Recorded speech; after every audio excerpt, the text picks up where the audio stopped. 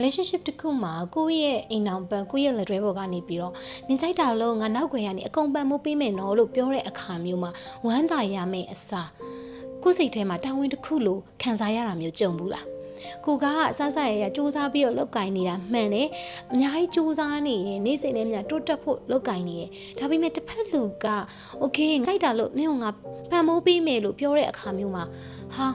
ငါကဒီမိသားစုကြီးချမ်းသာဖို့အတွက်ငါကအဓိကတာဝန်ရှိသူကြီးဖြစ်သွားပြီလားငါအဆင်မပြေဖြစ်သွားရင်ငါက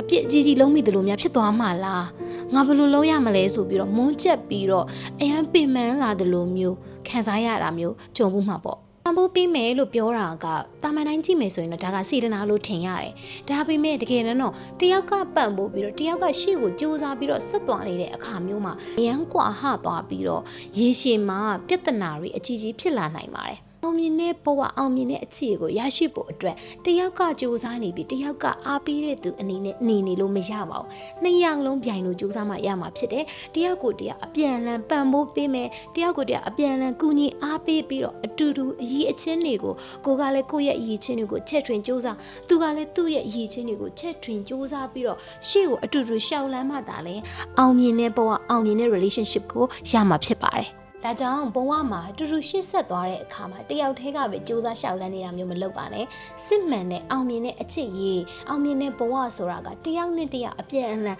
ပံ့ပိုးကူညီရင်တယောက်နဲ့တယောက်အပြန်အလှန်အားပေးရင်ပြိုင်တူကြီးထွားပြီးတော့စူးစမ်းရှေ့ဆက်ရတာဖြစ်ပါတယ်မိတ်ဆွေတို့အနေနဲ့ရောဘဝမှာအတူတူစူးစမ်းကြီးထွားခြင်းမိမယ်လို့တယောက်နဲ့တယောက် balance မဖြစ်ဘူးလို့ခံစားနေရတာမျိုး energy မမျှဘူးလို့ခံစားနေရတာမျိုးရှိလားရှိရင် comment မှာကိုယ့်ရဲ့အတွေ့အကြုံလေးကိုပြောပြပေးသွားပါအောင်ကျမတို့မွေးပါ relationship and life coach တယောက်ဖြစ်ပါတယ်မိတ်ဆွေအနေနဲ့အခြေရင်းနဲ့ဘဝရေးပြဿနာတွေကိုတိုင်ပင်ဆွေးနွေးအဖြေရှာခြင်းနဲ့ဆိုရင် one on one coaching session ယူဖို့အတွက်အခုပဲ direct message ပို့ပြီးတော့ဆက်သွယ်လို့ရပါတယ်